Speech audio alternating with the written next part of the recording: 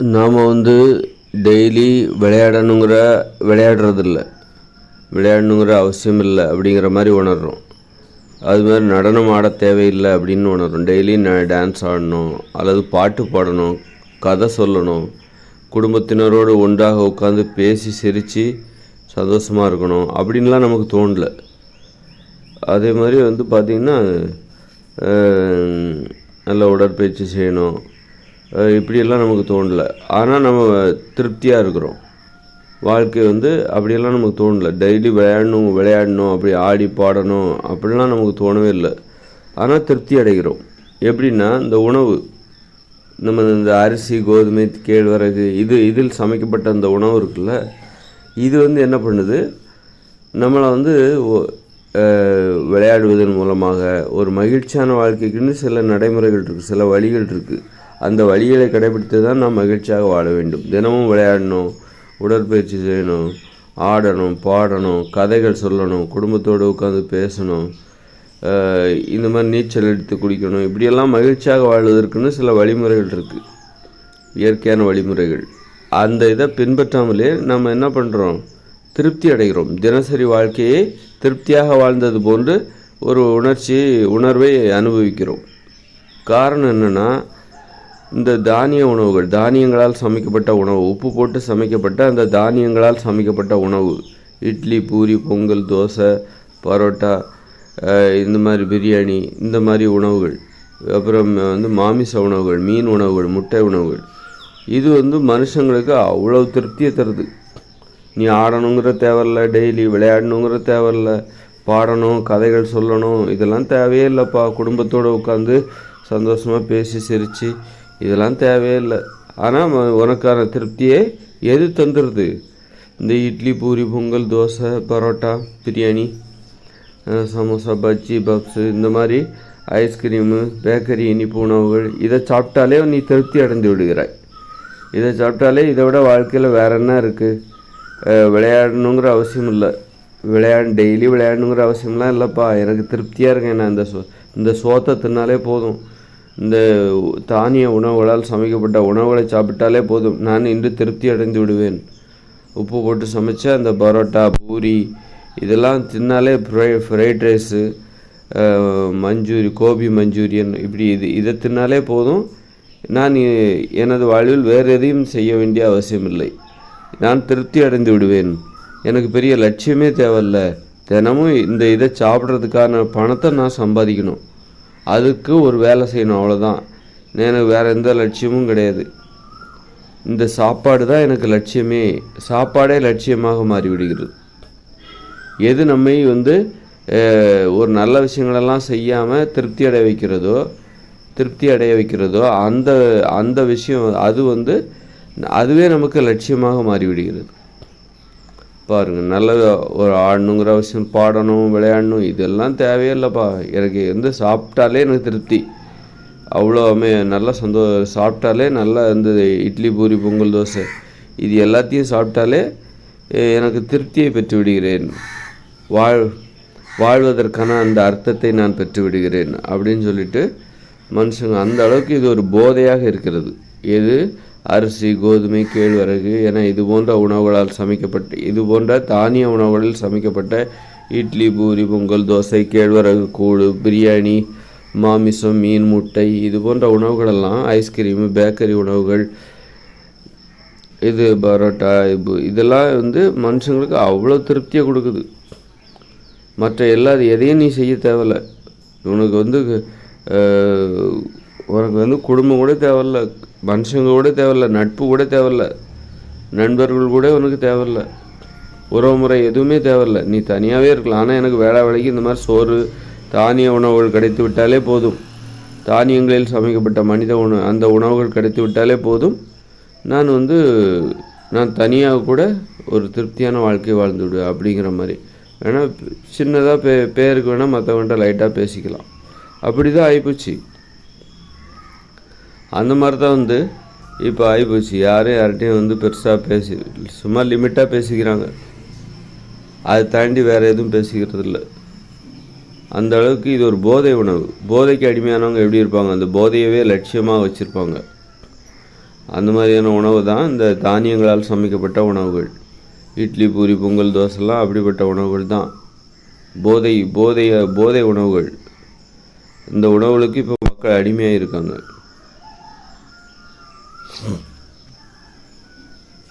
அடிமைத்தனத்திற்காகவே கண்டுபிடிக்கப்பட்ட உணவுகள் தான் இந்த தானிய உணவுகள். தானிய உணவுகள் மனித உணவுகள் அல்ல.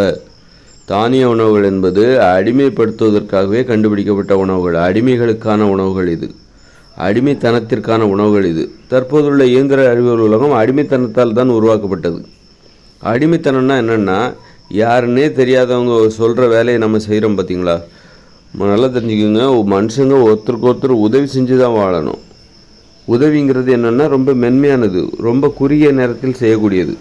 உதவிங்கிறது, சார் அதை கொஞ்சம் ஒரு டம்ளர் அந்த தண்ணி மட்டும் கோருங்களேன், தண்ணி கொடு அப்படின்னு ஒரு அப்பா மகன்கிட்ட, டே இது கொஞ்சம் தண்ணி கொடுறா, ஒரு டம்ளர் தண்ணி கொடுறா, கோருறா குடிக்கிறதுக்கு அப்படின்னு சொல்லிட்டு, அந்த இதை எடு, அந்த பொருளை எடு, போய் கடையில் போய் இந்த இது மட்டும் வாங்கிட்டு வாங்க அப்படி. இந்த மாதிரி சின்ன சின்ன இதுதான் உதவி. அதுவே அதிகமாகிடுச்சுன்னா, அதிக நேரம் கஷ்டப்பட்டு நீ ஒரு ஒன்று செய்கிற அப்படின்னா இன்னொருத்தருக்காக, அது உதவியாகாது, அது வேலையாக மாறிவிடும். அது வேலை, அதற்கு நீ ஊதியம் கொடுக்க வேண்டும். அப்போது ஒருவருக்கொருவர் உதவி செய்து தான் மனித உயிர்கள் வாழ வேண்டுமே தவிர, ஒருத்தருக்கு ஒருத்தர் வேலையை செய்யக்கூடாது. மற்றவங்களுக்காக நீங்கள் வேலை செய்யக்கூடாது. உனக்காக தான் நீ வேலை செய்யணும், மற்றவங்களுக்கு நீ உதவி செய்யணும். ஆனால் வேலை என்பது நீ உனக்காக செய்து கொள்ள வேண்டும், அவரவருக்காக செய்து கொள்ள வேண்டியது தான் வேலை. அவரவர் தேவைகள் அனைத்தையும் அவரவரே பூர்த்தி செய்து கொள்ள வேண்டும். அவரவர் தேவைகளை பூர்த்தி செய்வதற்காக அவரவருக்காக வேலை செய்ய வேண்டும். வேலைங்கிறது நம்ம மற்றவங்களுக்காக வேலை செய்யக்கூடாது. ஆனால் நம்ம இன்றைக்கி என்ன பண்ணுறோம், இந்த இயந்திர அறிவியல் உலகில் வேலை செய்கிறோம். எல்லாருமே வேலை செய்கிறாங்க. யாருக்காக செய்கிறாங்க? மற்றவங்களுக்காக செய்கிறாங்க. ஒரு நெசவாளி பிறருக்கு தேவையான ஆடைகளை உற்பத்தி செய்வதற்காக வேலை செய்து கொண்டிருக்கிறார். ஒரு மருத்துவர் பிறருடைய உடலில் உள்ள நோய்களை குணப்படுத்துவதற்கான வேலைகளை செய்கிறார். மணிக்கணக்காக 12 மணி நேரம் பிறருக்காக. அது உதவி கிடையாது. ஏன்னா உதவின்னா கொஞ்ச நேரத்தில் செஞ்சு முடிக்கணும். சும்மா இப்போ பிற உயிரினங்கள் பார்த்தா அந்த மாதிரி உதவியெல்லாம் செய்ய மாட்டாங்க. அவங்க பக்கத்தில் ஒரு கும்பலாக இருப்பாங்க. கும்பலாக ஒரு மாடு இருக்குது அப்படின்னா மாடு அப்படி கூட்டமாக மேயும், பக்கத்தில் இருக்கும். உதவியெல்லாம் அவங்க செய்யாது. அதுக்கு தகுந்த மாதிரி அந்த கை நமக்கு உதவி செய்கிறதுக்கே நமக்கு என்ன காரணம்? நம்ம கை விரல்கள் தான் காரணம். நம்ம கை விரல்களோட அமைப்பு இதுதான் உதவி செய்வதற்கு காரணம். ஒரு பொருளை எடுத்து கொடுக்குறோம், எனக்கு இந்த ஏதோ ஒரு வெயிட்டை தூக்கி எனக்கு கொஞ்சம் தலையில் வச்சு கொடுப்பா அப்படின்னு. அந்த மாதிரி உதவி செய்வதற்கு இந்த கைகள் தான் காரணம். உதவின்னா அது கொஞ்ச நேரத்தில் தான் செய்யணும். அப்போ தான் ஒருத்தருக்கு ஒருத்தர் உதவி செய்கிறது நமக்கு ஈஸியாக இருக்கும். ஒரு அது ரொம்ப நிறைய நேரம் செலவழித்து பிறருக்கு நம்ம உதவி செய்கிறோம் அப்படின்னா அது உதவி கிடையாது, வேலை. ஏன்னா அந்த வேலைக்கு ஊதியம் கிடைக்க வேண்டும். உதவிக்கு நன்றி மட்டுமே போதும். ஒரு உதவியை மற்றவங்களுக்காக செய்கிறோம். ஒரு 2 நிமிஷம் 5 நிமிஷத்தில் ஒரு 10 நிமிஷத்தில் ஒரு உதவியை நம்ம மற்றவங்களுக்காக செஞ்சு கொடுக்குறோம். அதற்கு நன்றி மட்டுமே போதுமானது. உதவிக்கு நம்ம ஊதியத்தை எதிர்பார்க்கக்கூடாது. ஆனால் ரொம்ப 2-3 மணி நேரம் நம்ம வேலை செய்கிறோம் அப்படின்னா அதுக்கு ஊதியம் தேவை. அதுக்கு தான் இப்போ நம்ம எல்லோரும் வேலை செய்கிறோம்ல, அதெல்லாம் மற்றவங்களுக்காக. மற்றவங்களுக்கு நம்ம வேலை செய்கிறோம், தொழில் செய்கிறோம். டாக்டராகவோ, இன்ஜினியராகவோ, மோட்டார் மெக்கானிக்காவோ, பிளம்பராகவோ, எலக்ட்ரிஷியனாகவோ, ஆசிரியராகவோ, கலெக்டராகவோ, அரசியல் ஒரு வேலை செய்கிறோம். அதுக்கு தான் சம்பளம் நமக்கு. அது வேலை, ரொம்ப நேரம் செய்கிறதுனால அது வேலை. அப்போ தொழில்னா என்னது அப்படின்னா, தொழில்னா விவசாயம் மட்டும்தான். விவசாயம் மட்டும்தான் தொழில் என்கிற தகுதியை பெற்றது. வேலை என்பது மற்றது. அதனால் வேலைன்னா அப்போ மனுஷங்க ஒருத்தருக்கு ஒருத்தர் உதவி செஞ்சு தான் வாழணும்.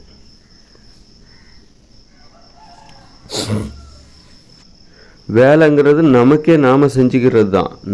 நமது தேவைகளுக்காக, எனக்கு தேவையான உணவை நான் உற்பத்தி செய்வதற்காக எனது விளைநிலத்தில் நான் 3 மணி நேரம் உழைக்கிறேன் தினமும் அப்படின்னா அது வேலை. எனக்காக நான் செஞ்சுக்கிறேன். அந்த வேலையை செய்வதற்காக, அந்த வேலைக்காக நான் தினமும் 3 மணி நேரம் செலவழிக்கிறேன். 3 மணி நேரங்கிறது எவ்வளோ பெரிய நேரம். அதுக்காக அவ்வளோ நேரத்தை நான் பிறருக்காக செலவழிக்கக்கூடாது. எனக்காகத்தான் நான் அந்த வேலையை வேலைங்கிறது பிறருக்காக நம்ம செஞ்சிகிட்ருக்கோம். என்ன வேலை பார்க்குற? நான் எலக்ட்ரிஷியனாக வேலை பார்க்குறேன் அப்படின்னா அவர் என்ன பண்ணுவார்? பிறருக்கு தேவையான அந்த மின்சார அந்த பயன்பாடு அதோட சேவையை அவர் செய்வார். நீ என்ன வேலை பார்க்குற, நான் டாக்டராக இருக்கேன் அப்படின்னா என்ன பண்ணுவார், பிறருடைய உடலில் உள்ள நோய்களை குணப்படுத்துவார். தினசரி 8 மணி நேரம் 10 மணி நேரம் வேலை பார்த்து பிறருக்காக அவர் வேலை செய்கிறாரு. ஆனால் வேலைங்கிறது நாம் நமக்காக தான் செய்யணும். பிறருக்காக உதவியை மட்டும்தான் செய்யணும். பிறருக்காக உதவிகளை மட்டும்தான் செய்ய வேண்டும். பிறரிடம் உதவிகளை மட்டும்தான் பெற வேண்டும். வேலை என்பது நாம் நமக்காக செய்து கொள்ள வேண்டும். அப்போ பிறருக்காக நீ வேலை செய்கிற அப்படின்னா அப்போ நீ அடிமையாக ஆகிவிடுவாய். பிறருக்கு நீ அடிமையாகக்கூடாது.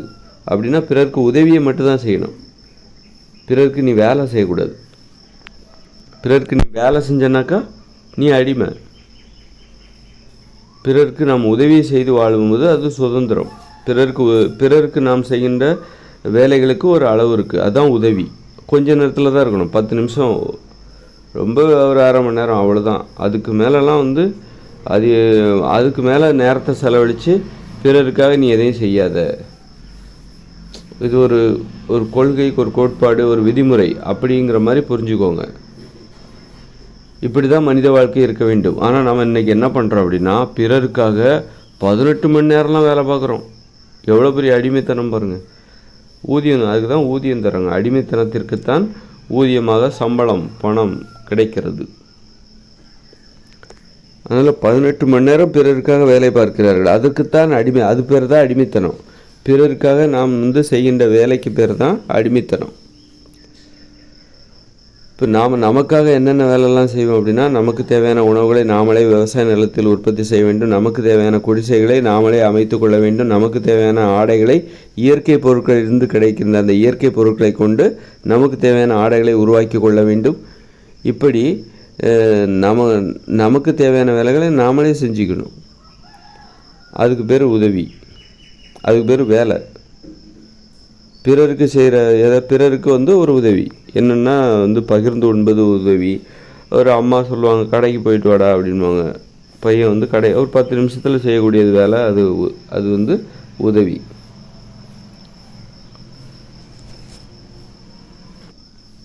அந்த மாதிரி இப்போ பெண்கள்லாம் வீட்டில் ஆண்களுக்காக சமைச்சு போடுறாங்க அப்படின்னா அது உதவி கிடையாது. அது வேலை. ஏன்னா ரொம்ப நேரம் செலவழிக்கிறாங்க நாள் முழுதும். அது வேலை. அவர்களுக்கு ஊதியம் கொடுக்கணும். அந்த அளவுக்கு வேலைனாலே ஊதியம் கொடுக்கப்பட வேண்டும். உதவினா நன்றி மட்டும் சொன்னால் போதும். இப்போ அது மாதிரி ஆண்கள் பெண்கள் வீட்டில் வேலைக்கு போகாமல் வீட்டிலே இருக்கிற பெண்களுக்கு ஆண்கள் என்ன பண்ணுறாங்க, வேலைக்கு போய் பணத்தை பொருளை அவங்களுக்கு தேவையான பொருள் பணம் எல்லாத்தையும் கொடுக்குறாங்க, உணவு. அப்போ அதுக்கு பேர் உதவி கிடையாது. அது வேலை, பிறருக்கு செய்கிற வேலை. பிறருக்கு நம்ம வேலை செஞ்சாலே அது அடிமைத்தனம் தான். பிறருக்கு நம்ம உதவியை தான் செய்யணும். அடிமைத்தனம் இல்லாமல் இருக்க வேண்டுமென்றால் பிறருக்கு நாம் உதவியை தான் செய்யணும். அதிகப்படியாக அளவுக்கு அதிகமான நேரம் பிறருக்காக நம்ம வேலை செய்கிறோம் அப்படின்னா நமக்கு கோபம் வரும்.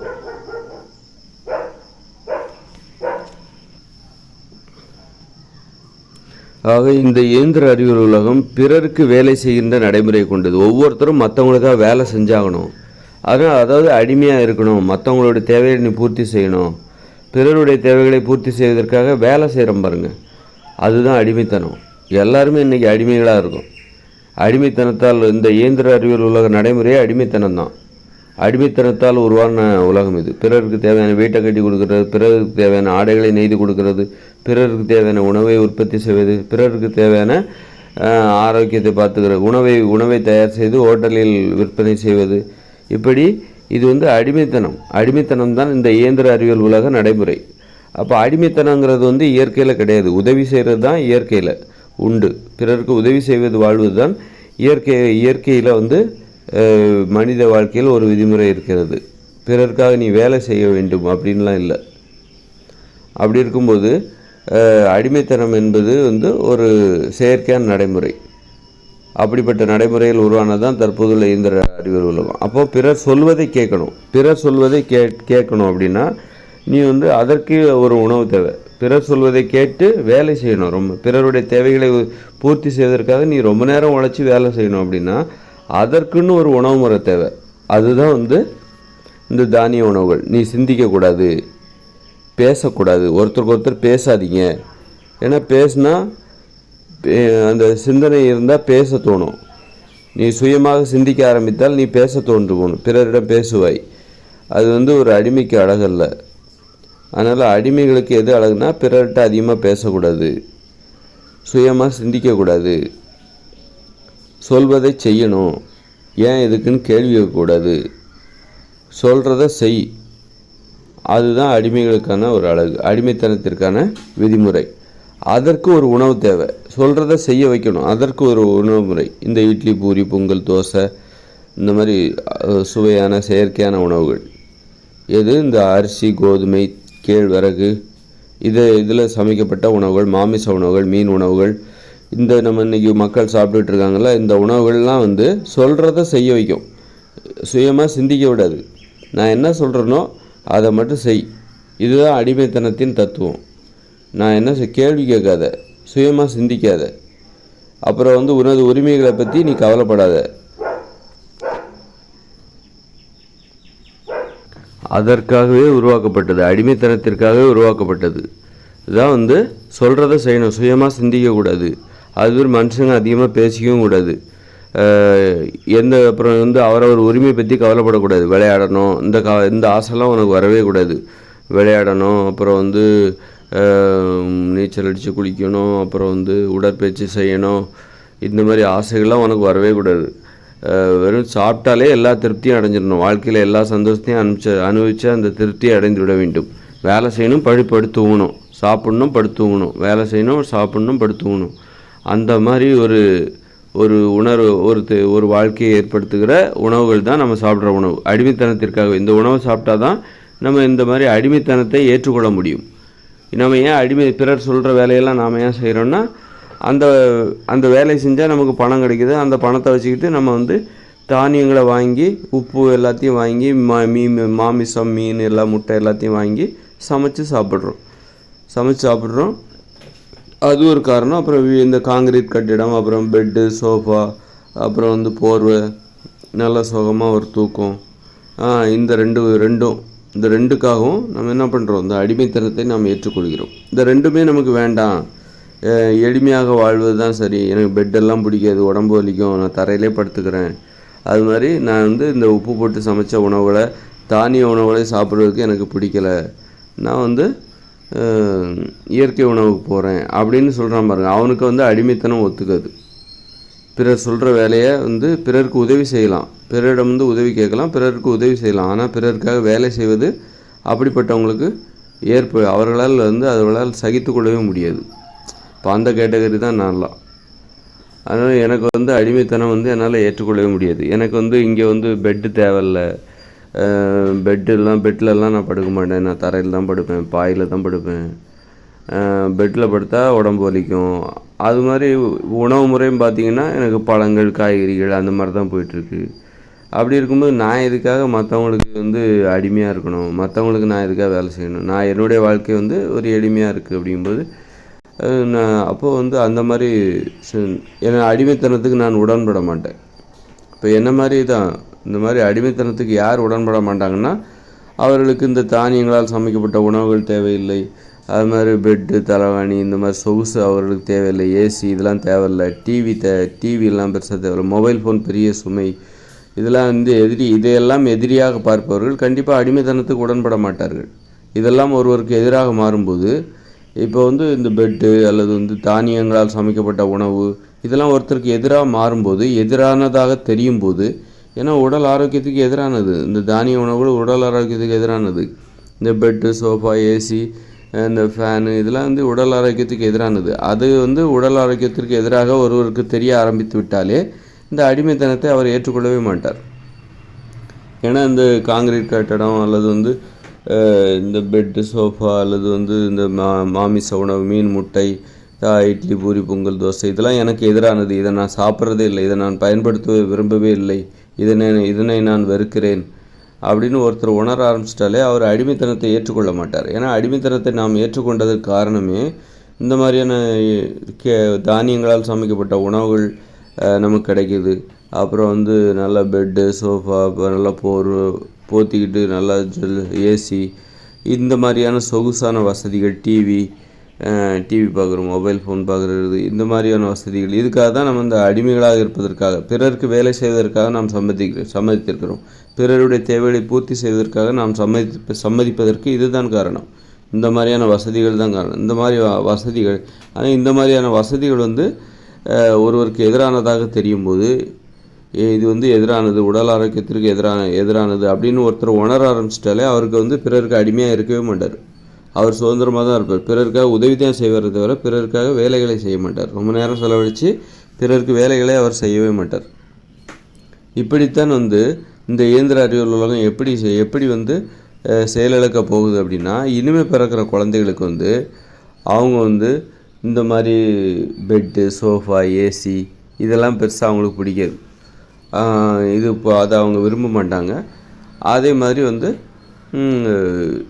இந்த மாதிரி உணவுகள், தானிய உணவுகள் இதெல்லாம் விரும்பாமல் இயற்கையிலேருந்து கிடைக்கிற உணவுகள் இந்த மாதிரி தான் அவங்க வந்து விரும்புவாங்க. விரும்புகிறதுனால அவங்களுக்கு நாம் எதுக்கு இந்த இயந்திர அறிவியல் உலகை உருவாக்குவதற்கான அடிமைத்தனத்திற்கு நாம் ஏன் உடன்பட வேண்டும் அப்படின்னு கேள்வி கேட்க ஆரம்பிச்சிருவாங்க. அதனால் நாம் ஏன் அந்த இதெல்லாம் பண்ணோம், சுதந்திரமாக இருக்க தான் விரும்புவாங்க. பிறருக்கு உதவி செய்வாங்க, ஆனால் பிறருக்காக வேலைகளெல்லாம் செய்ய மாட்டாங்க. அவங்களுக்கு அந்த மாதிரி இனிமேல் ஒரு மாற்றம். இப்படி தான் இந்த இயந்திர அறிவியல் உலகம் செயலிழந்துடும். பிறருக்காக நான் பிறருடைய தேவையை யாருன்னே தெரியாது அவங்களுக்காக நான் ஆடைகளை நான் எதுக்கு உற்பத்தி செய்யணும்? யாருன்னே ஒரு நெசவாளி வந்து யாருன்னே தெரியாதவங்களுக்காகலாம் ஆடைகளை ஒரு விவசாயி யாருன்னே தெரியாத ஒருத்தருக்காகலாம் உணவுகளை உற்பத்தி செய்கிறார். அப்போ இனிமேல் பிறக்கிற குழந்தைகள் என்ன நினைப்பாங்கன்னா, யாருன்னே தெரியாதுப்பா, அவருக்காக நான் ஏன் உணவை உற்பத்தி செய்து எனது வயலில் உணவை உற்பத்தி செய்ய வேண்டும்? யாருன்னே தெரியாது, அவருடைய ஆடைகளை நான் ஏன் தயார் செய்ய வேண்டும்? யாருன்னே தெரியாது, அவருக்கு தேவையான வீட்டை நான் ஏன் கட்டி கொடுக்கணும்? யாருன்னே தெரியாத ஒருத்தர் என்னுடைய தேவையை ஏன் அவர் பூர்த்தி செய்ய வேண்டும்? இப்படி தான் யோசிங்க. யாருன்னே தெரியாத ஒருத்தர் எனக்கு தேவையான ஆடைகளை அவர் ஏன் தயார் செய்ய வேண்டும்? ஏன் நான் தயாரிச்சிக்க மாட்டேனா? எனக்கு தேவையான குடிசையை நான் கட்டிக்கொள்ள மாட்டேனா? உனக்கு தேவையான வீட்டை நீயே கட்டிக்க இருந்தால் உன்னால் முடியாதுப்பா.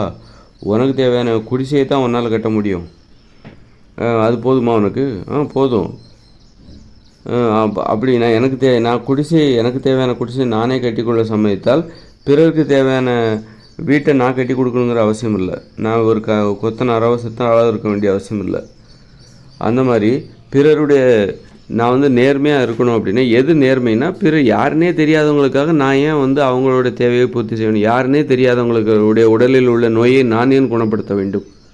யாருன்னே தெரியாது, வராரு, அவர் கொடுக்குற பணத்துக்காக அவர் உடம்புல உள்ள நோயை நான் குணப்படுத்தணுமா? அப்படி ஒன்று டாக்டர் யோசிக்கலாம்ல. அதுக்காக நான் என் குடும்பம் எல்லாத்தையும் விட்டுட்டு கஷ்டப்பட்டு படிச்சுக்கிட்டு நான் எனது மகிழ்ச்சியான வாழ்க்கையெல்லாம் தியாகம் பண்ணிட்டு நான் ஏன் கஷ்டப்படணும்? அப்போ அவங்க கொடுக்குற பணத்துக்காக தானே நான் அப்படி கஷ்டப்படுறேன். அதுவும் எனக்கு தேவையில்ல. எனது தேவைகளை நானே பூர்த்தி செய்து கொள்கிறேன். எனக்கு தேவையான உணவுகளை நானே எனது விவசாய நிலத்தில் உற்பத்தி செய்து கொள்கிறேன். எனக்கு தேவையான ஆடைகளை நானே தயாரித்து கொள்கிறேன்.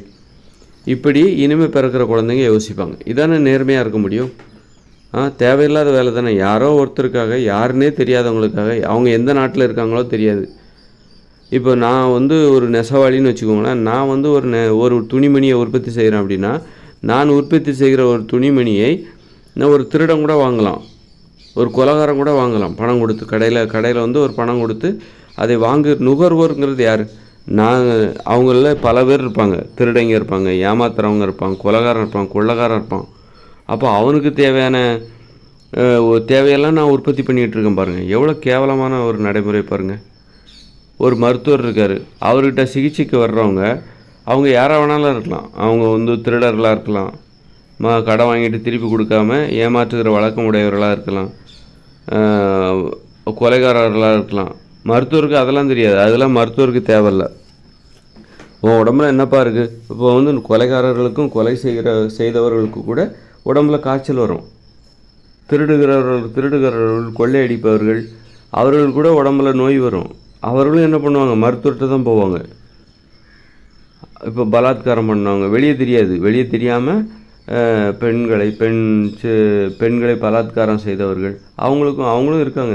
சட்டத்தின் முன்பு எல்லாரும் வந்துட மாட்டாங்க. திரைமறைவில் நிறைய திருடங்க இருக்காங்க, சமூக விரோதிகள் நிறைய பேர் இருக்காங்க. அப்போ அவங்களுக்கும் உடம்பு சரியில்லாமல் போகும், சுகர் வரலாம், ஏதோ ஒன்று வரலாம், நோய் இருக்கலாம். அவர்களும் எங்கே போவாங்க? மருத்துவர்கிட்ட தான் போவாங்க. அப்போ அந்த மருத்துவர் யாருக்கு சிகிச்சை செய்கிறாருன்னா, தன்னிடம் வருகிற அவருக்கு வந்து மருத்துவருக்கு யாருன்னே தெரியாது. அவர் என்ன பண்ணுறாரு? அந்த கொலைகாரர்கள், அந்த பாலியல் வல்லுறவு கொள்கிற அந்த வந்து பலாத்காரம் செய்கிற அந்த பெண்களை பலாத்காரம் செய்த அல்லது செய்வதையே வழக்கமாக கொண்ட அந்த குற்றவாளிகள் கூட அவர் யாருன்னே தெரியாமல் அவர் வந்து இந்த மருத்துவர் சிகிச்சை செய்கிறார். அப்போ இதுக்கு தான் நீ கஷ்டப்பட்டு படிச்சியா? ஒரு வாழவே தகுதி இல்லாத, வாழவே அனுமதிக்கக்கூடாது அது போன்ற குற்றவாளிகளை. ஆனால் அவர்களுக்கெல்லாம் வந்து இந்த மருத்துவர் சிகிச்சை செய்கிறார். ஆனால் அவருக்கு தெரியாது, அது மருத்துவருக்கு தெரியாது. இவர்களெல்லாம் இந்த குற்றங்களை செய்தார் என்பது அந்த மருத்துவருக்கு தெரியாது. இது போன்ற குற்றவாளிகளுக்கும் கயவர்களுக்கும் மருத்துவம் செய்வதற்காக தான் அவர் கஷ்டப்பட்டு படித்தாரா? அவ்வளோ கஷ்டப்பட்டு அதுக்கு தான் படித்தாரா என்ன? அவ்வளோ செலவழித்து கஷ்டப்பட்டு தினமும் சொந்த வாழ்க்கையில் உள்ள சந்தோஷங்களெல்லாம் தியாகம் பண்ணிக்கிட்டு அப்படி தான் அவர் படித்தாரா? அதுக்காக தான் படித்தாரா? அதுக்காக தான் உழைத்து கொண்டு இருக்கிறாரா? அதான் பாருங்கள், நம்ம யாருன்னே தெரியாதவங்களுக்காக நாம் எதையுமே செய்யக்கூடாது, தெரிஞ்சு செய்யணும்.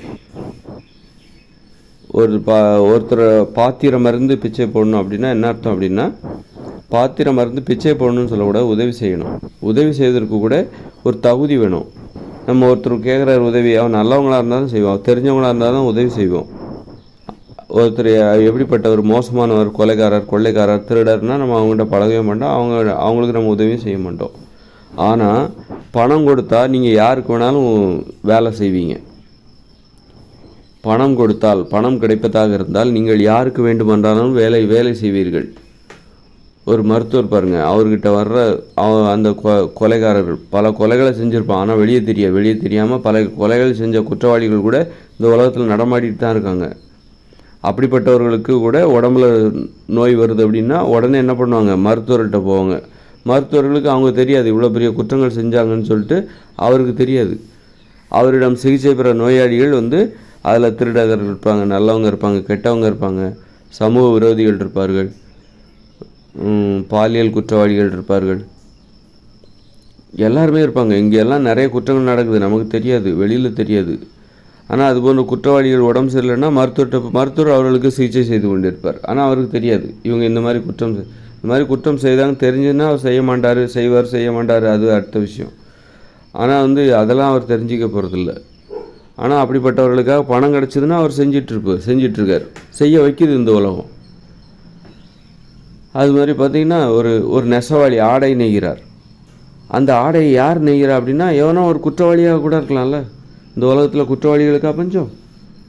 அதை பணம் கொடுத்து வாங்குகிறவர் யாராக இருந்தால் என்ன, நெசவாளிக்கு பணம் தான் முக்கியம்.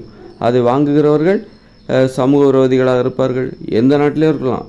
அந்த அவர் நெய்கிற ஆடை, அவர் உருவாக்குகிற அவர் உற்பத்தி செய்கிற ஆடைகளை வந்து அது வந்து எங்கேயோ கூட இருக்கலாம், எங்கேயோ ஒரு நாட்டில் உள்ள ஒருத்தர் வாங்கிக்கலாம். வாங்குகிறவர்கள் நல்லவரா கெட்டவரா? மிக மோசமான சைக்கோவாக இருக்கலாம். அவங்க கூட இவர் நெய்கிற ஆடையை வாங்கி கொள்வார். அப்போ அப்படிப்பட்ட சைக்கோவுக்கெல்லாம் இவர் வேலை செஞ்சுட்டு இருந்திருக்கார். கஷ்டப்பட்டு இவர் உழைக்கிறார்ல நெசவாளி, அவரோட உழைப்பு யார் அனுபவிக்கிறா? இந்த மாதிரி சைக்கோக்கள், குற்றவாளிகள் அவர்களும் அனுபவிக்கிறார்கள். அதில் நல்லவரும் வாங்குறாங்க, கெட்டவரும் வாங்குறாங்க. பாருங்க, அப்போ அப்படிப்பட்டவர்களுக்காக கூட இவர் உழைத்து கொண்டு இருக்கிறார். இங்கே வந்து நல்லவங்க ரொம்ப குறைவாக இருக்காங்க. இந்த இயந்திர அறிவுகளில் கெட்டவர்கள் தான் அதிகம். அப்போ கெட்டவர்களின் தேவைகள் பெரும்பான்மையாக இருக்கிற அந்த கெட்டவர்களோட தேவையை உற்பத்தி செய்கிறக்காக தான் நாம் எல்லாரும் வேலைங்கிற பேரில் ஒவ்வொரு வேலையை செஞ்சிட்ருக்குறோம்.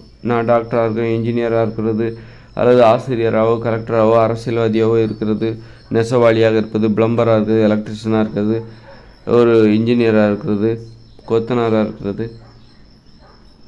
இப்படி தான் பாருங்கள், இந்த இயந்திர அடிமைத்தனங்கிறது இதுதான். அதனால பிறருக்கு ஏன் நம்ம வேலை செய்யக்கூடாது அப்படின்னா, பணம் கொடுத்தா தான் நீங்கள் வேலை செய்வீங்க. பணம் கொடுத்தா போதும். பணம் கொடுக்குறவங்க வந்து நல்லவங்களா கெட்டவங்களாம் தேவையில்லை. பணம் கொடுத்தியா, நான் செய்கிற வேலைக்கு நீ பணம் கொடுக்குறியா, உனக்காக நான் வேலை செய்ய தயார். எவ்வளோ மோசமான ஒரு கெட்ட பழக்கம், கெட்ட குணங்கள் பாருங்கள். இது ஒரு சரியான கெட்ட குணம், தீய பண்பு. இந்த வேலை என்பது ஒரு தீய பண்பு, தீய செயல். பிறருக்காக வேலை செய்வது என்பது ஒரு கெட்ட குணம், கெட்ட செயல், கெட்ட பண்பு, கேடுகெட்ட பண்பு. பிறருக்காக வேலை செய்வது. நான் சொன்னேன்ல, ஒரு மருத்துவர் வந்து தன்னிடம் சிகிச்சை பெறுகிறவர்கள் யாருன்னே தெரியாமல் சிகிச்சை செய்கிறார். ஒரு நெசவாளி தான் உற்பத்தி செய்கிற ஆடைகளை உடுத்துகிறவர்கள் யாருன்னே தெரியாமல் உற்பத்தி செய்கிறார். ஆனால் அந்த நெசவாளி உற்பத்தி செய்கிற ஆடைகளை யாரெல்லாம் உடுத்துகிறாங்க? குற்றவாளிகள், கயவர்கள், பாலியல் குற்றவாளிகள், இவங்கெல்லாம் கூட உடுத்துகிறாங்க. அவர்களுக்காக தான் அவர் அவ்வளோ கஷ்டப்பட்டுருக்கார். இந்த உலகத்தில் குற்றவாளிகளுக்கு பஞ்சம். அப்போது அந்த பிறருக்கு வேலை செய்வதற்குள்ள ஊதியம் வாங்கி கொண்டு வேலை செய்வதற்குள்ள கேடுகட்ட பண்பு அது. அப்படிப்பட்ட கேடுகட்ட பண்பை தான் நாம் இன்றைக்கி செஞ்சிட்ருக்கோம். அப்படிப்பட்ட கேடுகட்ட செயல்களால் வேலைகளால் உருவாக்கப்பட்டது தான் இந்த இயந்திர அறிவியல் உலகம். இந்த இயந்திர அறிவியல் உலகமே ஒரு கேடுகட்டது. அடிமைத்தனம் என்பது கேடுகட்டது. பிறருக்காக வேலை செய்வது, ஊதியத்தை வாங்கி கொண்டு வேலை செய்வது, அதுதான் அடிமைத்தனம். அடிமைத்தனம் என்பது ஒரு கேடுகட்ட பண்பு, ஏற்றுக்கொள்ளப்பட்ட அடிமைத்தனம் அப்படின்னு நம்ம இதை சொல்லிக்கிட்டு இருக்கிறோம்.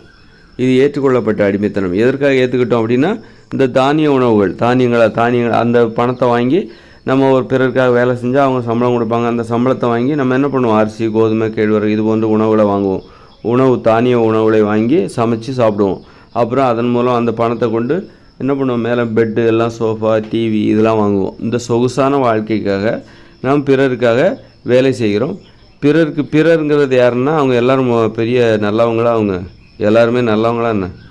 நேர்மையற்றவர்கள் இருப்பாங்க, திருடர்கள், கொள்ளைக்காரர்கள், கொலையாளிகள், ஏமாத்துறவங்க, கடன் வாங்கி திருப்பி இப்படி கேடுகட்டவர்கள் பெரும்பான்மையினர்கள் இருக்கிற இந்த இயந்திர அறிவியல் உலகில் அவர்களுடைய தேவைகளை பூர்த்தி செய்வதற்காக தான் நாம் வேலை என்கிற ஒன்றை செய்து கொண்டு இருக்கிறோம்.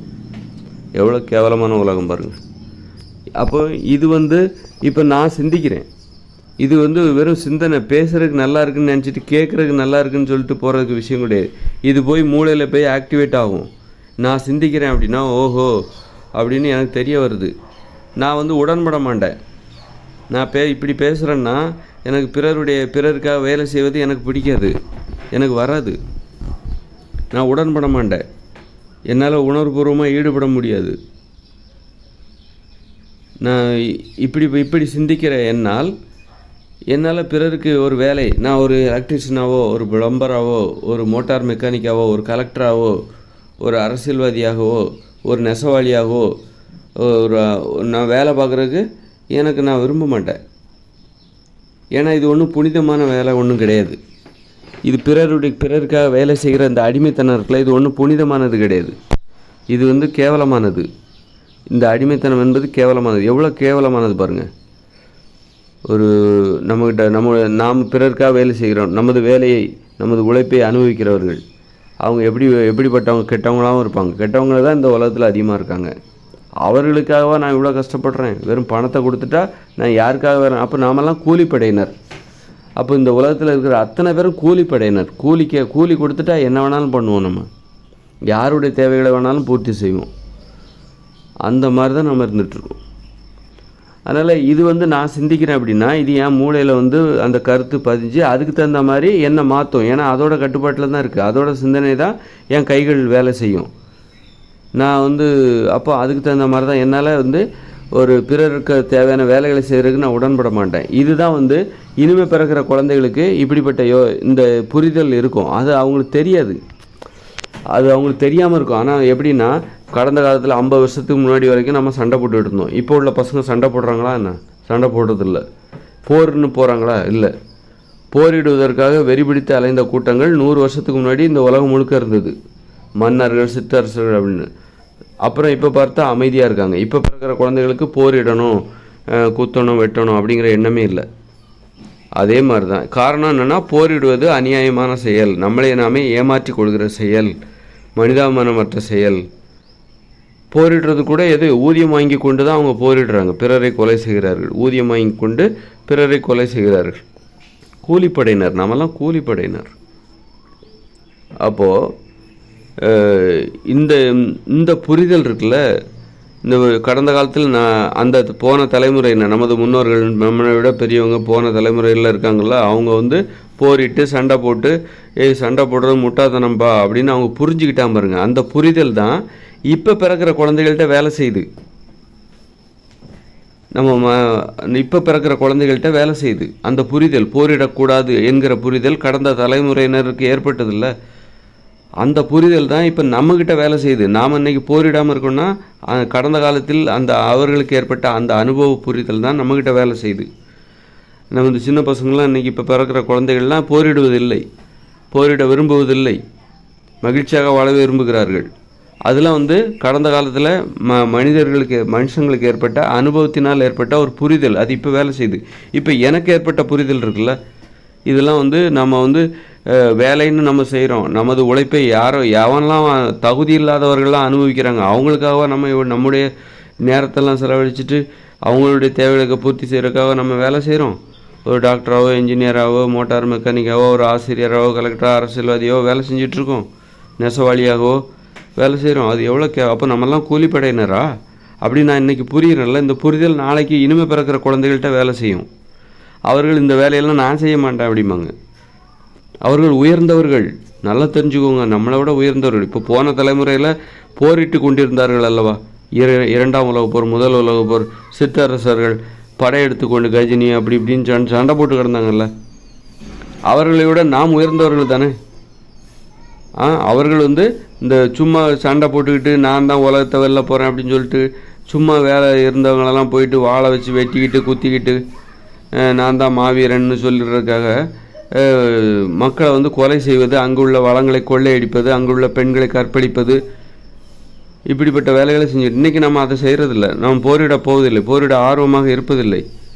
அப்படின்னா நாம் கடந்த காலத்தில் சண்டை போட்டுக்கிட்டு இருந்தாங்க பாருங்கள், போரிட்டு. அவர்களை விட நாம் இன்றைக்கி உயர்ந்தவர்கள். நாம் உயர்ந்த நிலையில் வாழ்ந்து கொண்டு இருக்கிறோம்.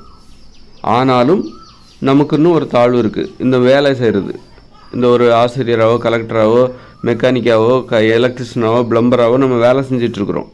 குற்றவாளிகளாக அதாவது வேலை செஞ்சிட்ருக்கோம். அப்படின்னா நம்முடைய உழைப்பு, நமது உழைப்பு, நமது வேலை பிறருடைய தேவையை பூர்த்தி செய்யுது. ஆனால் நம்ம பிறருடைய தேவையை பூர்த்தி செய்கிறோம்ல, அந்த தேவையை வாங்கிக்கிறவங்க யாராக வேணாலும் இருக்கலாம். அவங்க திருடர்களாக இருக்கலாம், கொலைகாரர்களாக இருக்கலாம், கொள்ளைக்காரங்களாக இருக்கலாம். அப்போ அவங்களுக்காக தான் நாம் இந்த மாதிரி தேவைகளை பூர்த்தி செய்து கொண்டு இருக்கிறோம். அப்போ நாம் இன்னும் உயர்வு நிலை அடையவில்லை. நாம் இன்னும் கூலிப்படையினர் தான், கூலிக்காக மாரடிக்கிற கூட்டங்கள் தான்.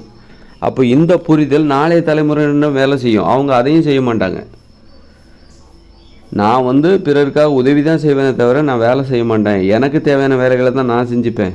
பிறருக்கு தேவையான பிறருக்காக நான் மணிக்கணக்கிலலாம் என்னால் வேலை பார்க்க முடியாது. எனக்காக நான் பார்க்குறேன்.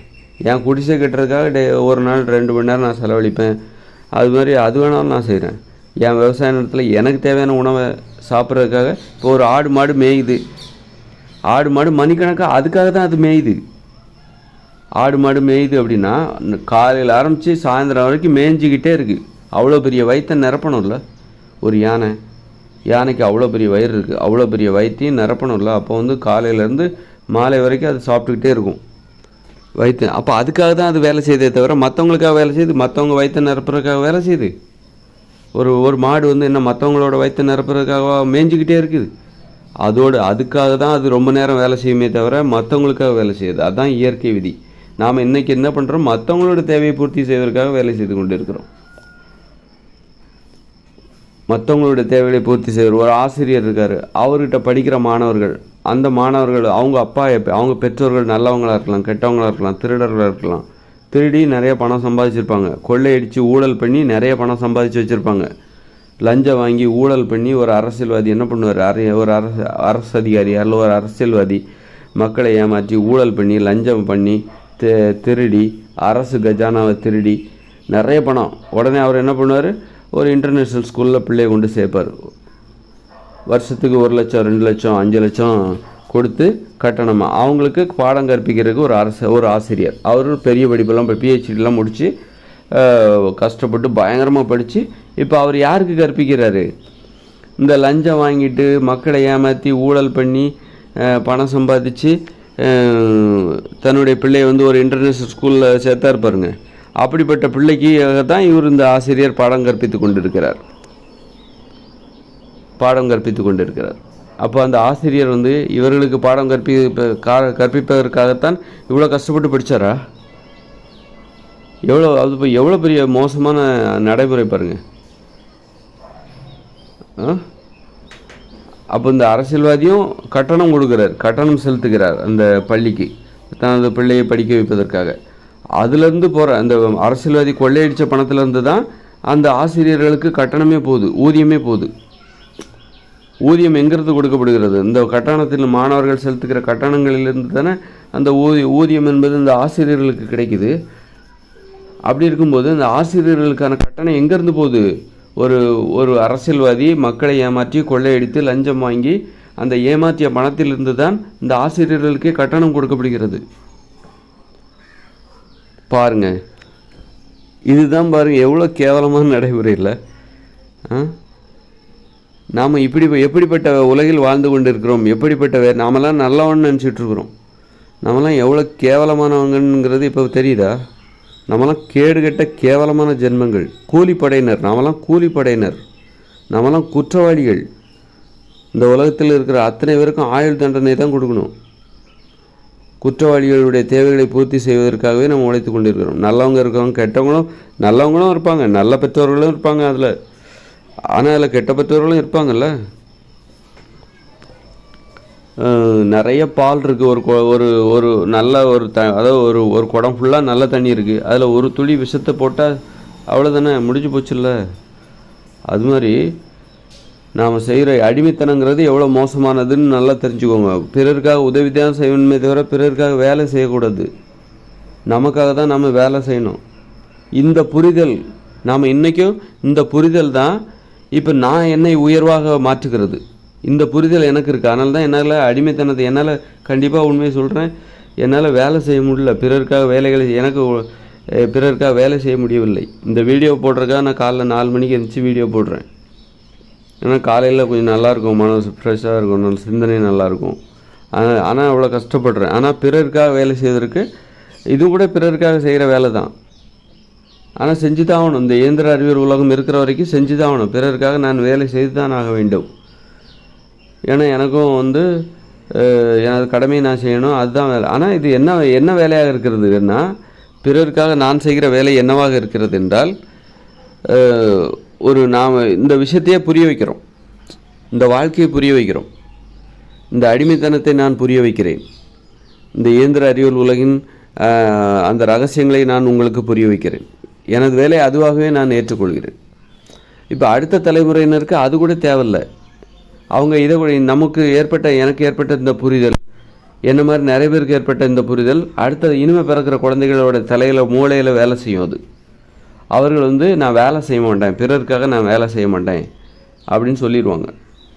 பிறருக்காக நான் வேலை செய்ய மாட்டேன், எனக்காக நான் வேலை செய்து கொள்கிறேன், எனக்கு தேவையான உணவை நான் உற்பத்தி செய்து கொள்கிறேன், எனது விவசாய நிலத்தில் எனக்கு தேவையான உணவுகளை நான் உற்பத்தி செய்து கொள்கிறேன், எனக்கு வசிப்பதற்கு எனக்கு தேவையான குடிசைகளை நானே கட்டிக்கொள்கிறேன், நான் பிறருக்கு கூலிப்படையினராக இருக்க மாட்டேன், வேலை செய்ய மாட்டேன், நான் ஒரு டாக்டராகவோ இன்ஜினியராகவோ மோட்டார் மெக்கானிக்காவோ ஒரு ஆசிரியராகவோ ஒரு கலெக்டராகவோ பிறருக்கு கூலிப்படையாக நான் வேலை செய்ய மாட்டேன், நான் என்னுடைய தேவைகளை பூர்த்தி செய்வதற்காக மட்டும் நான் வேலை செஞ்சுக்கிறேன், பிறருக்கு நான் உதவி செய்வேன், ஆனால் அவங்க எனக்கு தெரிஞ்சவங்களாக இருக்கணும், அவங்க நல்லவங்களா கெட்டவங்களா இல்லை அப்படிங்கிற எனக்கு தெரிஞ்சாகணும், எனக்கு பிடிச்சிருந்தா தான் நான் அவங்களுக்காக உதவி செய்வேன்.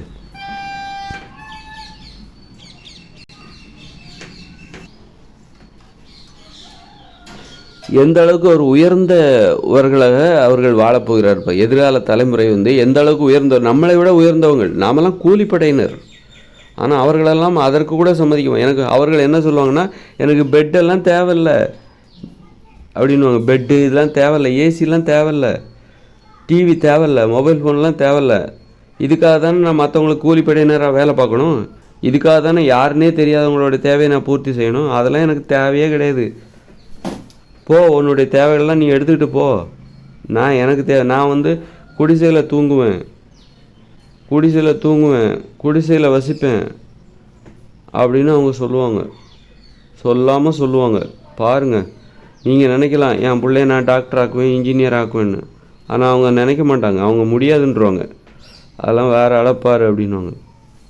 எனக்கு மகிழ்ச்சியாக வாழ வேண்டிய அந்த கடமை இருக்கிறது. நான் ஆடணும், பாடணும், விளையாடணும், ஓடணும், சாடணும், நீச்சல் அடிக்கணும், குளிக்கணும், காதலிக்கணும், அந்த 16 வயசில் உடலுறவு வைத்து கொள்ள வேண்டும். ஏன்னா உடல் தேவை அப்படியாக இருக்கிறது. அந்தந்த வயசில் வாழ்க்கையை அனுபவிக்கணும். எனது வாழ்க்கையை நான் தியாகம் செய்ய போவதில்லை. 18 வயசில் கல்யாணம் பண்ணணும். அப்புறம் 18 வயசில் கல்யாணம் பண்ணி 19 வயசில் ஒரு குழந்தைய பெற்று அப்புறம் பார்த்திங்கன்னா ஒரு 20 வருஷம் அப்புறம் ஒரு 18 வருஷம் கழித்து அந்த குழந்தைக்கு ஒரு கல்யாணம் பண்ணோம். அப்படி பார்த்தா 36, 37, 40 வயசில் நான் பேரம்பேத்தி எடுக்கணும். எவ்வளோ மகிழ்ச்சியான வாழ்க்கை பாருங்கள். இதுதான் இயற்கையான வாழ்க்கை, இதுதான் எதிர்கால வாழ்க்கை. எவ்வளோ அற்புதமான. அதனால் இனிமேல் பிறக்கிற குழந்தைகள் நம்மளை விட உயர்ந்தவர்கள், தெரிஞ்சுக்கோங்க. கடந்த காலத்தில் வாழ்ந்த நம்முடைய முன்னோர்களை விட நாம் உயர்ந்தவர்கள். நாம் அவர்களை மாதிரி கத்தியை தூக்கிட்டு போட்டு ஜாதி வெறி மத வெறியோடு நம்ம இன்றைக்கி சண்டை போடல. நம்மகிட்டே இருக்காங்க நிறைய பேர் மத வெறி பிடிச்சவங்கெல்லாம் இருக்காங்க, ஜாதி வெறி பிடிச்சவங்களாம் இருக்காங்க. நாம் அதையும் கடந்து நம்மை மேம்படுத்தி கொண்டோம். சாதி உணர்வு இப்போ இல்லை, மத உணர்வு நமக்கு இல்லை, நாம் மனித உயிர்களாக வாழ விரும்புகிறோம் அப்படின்னு சொல்லிட்டு நாம் மேம்படுத்தி கொண்டோம். எதிர்கால தலைமுறையினர் அவங்க என்ன பண்ணுவாங்க, அவங்ககிட்ட சாதி இருக்காது, மதம் இருக்காது, மத உணர்வு இருக்காது. அதுமாரி இந்த மாதிரி வேலை செய்யணும், நான் டாக்டர் ஆக போகிறேன், இன்ஜினியர் ஆக போகிறேன், அப்புறம் கலெக்டர் ஆக போகிறேன், அதாக போகிறேன், இதாக இந்த மாதிரி அவங்க ஆசைப்பட மாட்டாங்க. ஏன்னா இது எல்லாமே நாம் டாக்டர் ஆகணும் இன்ஜினியர் ஆகணுங்கிறோம். நமது உழைப்பை சமூக விரோதிகள் கூட அனுபவிக்கிறார்கள். அவர்களுக்காக நாம் வேலை செய்கிறோம். இது ஒரு கூலிப்படை, கூலி தொழில். அந்த பணம் என்பது ஒரு கூலி அதுக்கு தான் பணம் என்பது ஒரு கூலி. அந்த மாதிரி நம்ம கையை வச்சு நம்மளே கண்ணே குத்துவாங்க, நம்மளை வச்சே நம்மளே கொன்றுவாங்க. இப்போ எப்படின்னா, இப்போது உக்ரைனுக்கும் ரஷ்யாவுக்கும் போர் நடக்குது. ரஷ்யர்கள் உக்ரைனை சண்டை போடுறாங்க, உக்ரைன் தாக்குறாங்க. உக்ரைன் இராணுவ வீரர்கள் ரஷ்யா மீது போர் தொடுக்கிறார்கள். 2 பேரும் அடிச்சுக்கிட்டு ஏகப்பட்ட பேர் 10,000 பேர்கிட்ட செத்துருப்பாங்க. இந்த சண்டை போட்டாங்க அத்தனை பேருக்கும் உடன்பாடே கிடையாது. நிறைய பேருக்கு உடன்பாடே இருக்காது. இந்த சண்டை போடணுன்ட்டே உடன்பாடு இருக்காது. அவங்க யாரோ சொன்னால் இவங்க செய்யணும். கூலிப்படையினர், அவங்கெல்லாம் கூலிப்படையினர் பாருங்கள். அவங்களுக்குன்னு விருப்பமே இல்லை. அவங்க விரும்பினாலும் நீ உனக்கு பிடிக்கலன்னா நீ விட்டுட்டு போக முடியாது. நீ இராணுவ வீரர், நீ சண்டை போட்டு தான் ஆகணும் பாருங்கள். அப்போது சண்டை போட்டு கடைசி செத்தே போயிடுறாங்க. அவங்க விருப்பமே இல்லாமல் அவங்களையே ஒரு வேலையை செய்ய வைக்கிறாங்க பாருங்கள். அவங்க கையவே வச்சு அவங்க கண்ணே குத்த வைக்கிறாங்க பாருங்கள். இதுதான் இந்த உலகத்தில் உள்ள நடைமுறை. உங்கள் விருப்பமே இல்லாமல் உங்களை உங்களுக்கு எதிராகவே வேலை செய்ய வைக்கிறாங்க. ஒரு இராணுவம் பாருங்கள், போரிடுகிற நடைமுறை பாருங்கள். 2 நாடும் சண்டை போட்டுக்குது. அவங்க 2 நாட்டு இராணுவ வீரர்களும் முழுமையாக உடன்பட்டால் சண்டை போடுறாங்க. உத்தரவு, மேலிடத்துலேருந்து வர உத்தரவு, உடனே இவங்க துப்பாக்கி விட்டு ஓடுறாங்க. துப்பாக்கி ஏவுகணை இருக்கிற எல்லாத்தையும் அள்ளி புறக்கிட்டு சண்டை போடுறதுக்காக ஓடுறாங்க. ஓடிட்டு ஒருத்தர் சுட்டு எப்படியும் போர்னு வந்தால் உயிரோடு திரும்புறது கஷ்டம் தெரிஞ்சு போச்சு. ஆனால் அவங்களுக்கு விருப்பம் இல்லை. ஐயோ, வீட்டில் குழந்தைகள் இருப்பாங்க, அழகழகான குழந்தைகள் இருப்பாங்க, மனைவி இருப்பாங்க, சொந்தக்காரங்க நண்பர்கள் இருப்பாங்க. இவனுக்கு தெரிஞ்சு போச்சு நம்ம வாழ்க்கை முடிஞ்சு போச்சுன்னு தெரிஞ்சு போச்சு. உடன்பாடு யாராவது தெரிஞ்சு போன பிறகு அது பண்ணுவாங்களா? அதன் பிறகு அந்த நாடு வெற்றி பெற்றா என்ன, அந்த வெற்றி பெறாமல் போனால் என்ன? அப்போது அவங்க கையை வச்சு அவங்க கண்ணே குத்த வைக்கிறாங்க பாருங்கள். இந்த உலகம் எவ்வளோ கேவலமானது என்பதற்கு இதை விட மிகப்பெரிய உதாரணம் வேறு ஒன்றுமே கிடையாது. கேடுகட்ட உதாரணம். இப்படி தான் கடந்த காலங்களில் நடைபெற்றது. கடந்த காலங்களில் அவங்க விருப்பமே இல்லாமல் அவங்க கையை வச்சு அவங்க கண்ணையே குத்த வச்சாங்க. அவங்கள கொன்னுக்கிட்டாங்க. தற்கொலை, இதெல்லாம் தற்கொலை படையினர். போர் என்பது ஒரு தற்கொலை முயற்சி. அந்த மாதிரி எவ்வளோ கேவலமான உலகத்தில் நம்ம வாழ்ந்துட்டுருக்கோம். இந்த உலகம் எப்படி நீங்கள் 1000 வருஷம் ஆனாலும் இந்த உலகம் உங்களுக்கு நீடிக்கணுமா? 1000 வருஷம் ஆனாலும் இந்த இயந்திர அறிவியல் உலகம் அப்படியே எதிர்காலத்தில் மனுஷங்க விண்வெளிக்கு போய் கிழிச்சிடணுமா? உங்களுக்கெல்லாம் ஆயிரக்கணக்கான வருஷம் கூட இந்த இயந்திர அறிவியல் உலகம் உங்களுக்கு நிலைக்க வேண்டுமா? இப்படிப்பட்ட இயந்திர அறிவியல் உலகம், இப்படிப்பட்ட கேவலமான இயந்திர அறிவியல் உலகம் உங்களுக்கு நிலைச்சிருக்கணுமா என்ன? அப்படி ஆசைப்படுறீங்க? இந்த மனுஷங்களோட இந்த முன்னேற்றம் அப்படின்னு நீங்கள் நினைக்கிறீங்களா? இதை நினச்சி ரொம்ப பெருமைப்படுறீங்களா என்ன? எவ்வளோ மோசமான உலகம் இது, எப்படிங்க நீடிக்கணும்னு நீங்கள் நினைக்கிறீங்க? நீங்களே ரொம்ப மோசமாக இருப்பீங்க உங்களுக்கு. அதனால் நிறைய பேர் நினைக்கிறாங்களே, என் புகழ் 1000 வருஷத்துக்கு இந்த உலகம் பேசணும், இன்னும் 1000 வருஷத்துக்கு என்னுடைய உழைப்பு என்னுடைய புகழ் இந்த உலகத்தில் பேசிக்கிட்டு இருப்பாங்க, எங்களுக்கெல்லாம் வேறு வேலை இல்லையா என்ன அப்படின்னு சொல்லிட்டு இந்த உலகம் இன்னும் ஆயிரக்கணக்கான வருஷங்கள் நிலைத்திருக்க வேண்டும் என்று இந்த மக்கள் ஆசைப்படுகிறார்கள். மக்களில் சிலர் ஆசைப்படுகிறார்கள். இந்த இயந்திர அறிவியல் உலகம், இந்த அடிமைத்தனத்தால் உருவாக்கப்பட்ட இந்த அடிமைத்தனம் இன்னும் 1000 வருஷத்துக்கு இருக்கணுமா? அதுக்காக பாருங்கள், இதுக்காக இந்த இயந்திர அறிவியல் உலகத்துக்காக இயற்கையோட வளத்தெல்லாம் சுரண்டுறாங்க அந்த மனுஷங்க. கரையான் வந்து மரத்தை அரிக்குமே, அது மாதிரி மனுஷங்க என்ன பண்ணுறாங்க, இந்த பூமியை அரித்து கொண்டிருக்கிறார்கள். கடல் கடியிலெல்லாம் போய் ஏதாவது வளம் கிடைக்காதா, கனிம வளம் கிடைக்காதா அப்படின்னு சொல்லி கடல் கடியில் ஆழ்கடல் 2-3 கிலோமீட்டர் ஆழத்தில் போயிட்டு அங்கே இருக்கிற கனிமங்களை ஆராய்ச்சி பண்ணுறாங்க. அங்கே ஏதாவது கிடைக்கும்னு தெரிஞ்சால் அதையும் நோண்டிட்டு வரலாம். நிலவில் ஏதாவது கிடைக்காதா, செவ்வாய் கிரகத்தில் ஏதாவது கிடைக்காதா. வியாழனுக்கு போனால் வேலை அங்கே என்ன கனிமம் கிடைக்குது அதை நோண்டிட்டு வந்து இங்கே வியாபாரம் பண்ணணும்.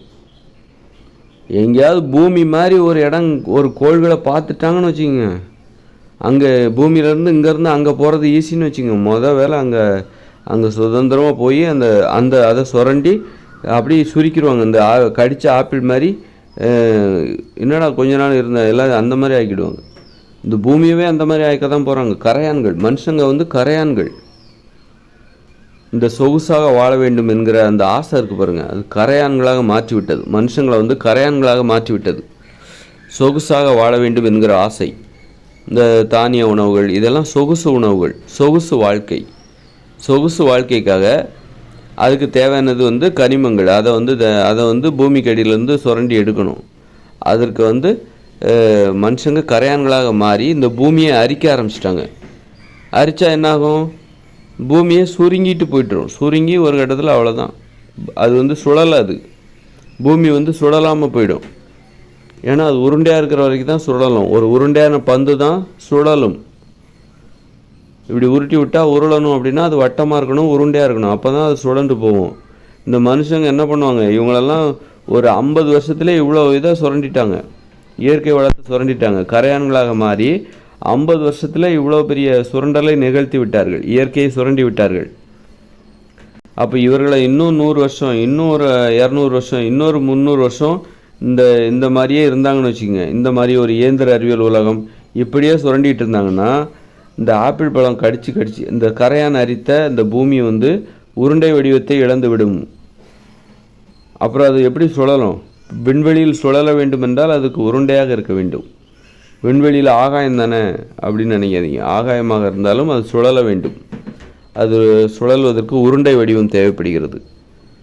கடைசியில் என்ன ஆகும் அப்படின்னா, அப்புறம் பூமி கண்ட திசையில் போய் மோதி சுருண்டப்பட்டு அதோடைய வடிவம் என்பது, அந்த உருண்டை வடிவம் என்பது இல்லாமல் போய் ஒழுங்கில்லாத அந்த வடிவத்தை பெற்று கடைசியில் என்ன ஆகும், பூமியின் வட்டப்பாதையிலிருந்து விலகி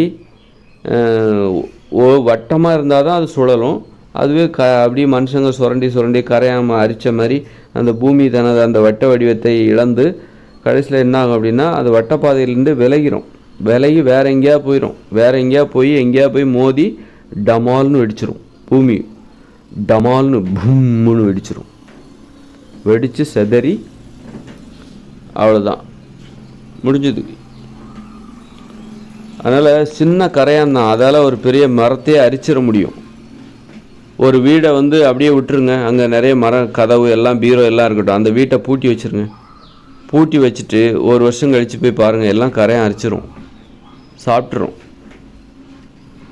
அந்த அளவுக்கு இந்த பூமியை அரிக்கின்ற கரையான்களாக மனுஷங்க மாறிட்டாங்க.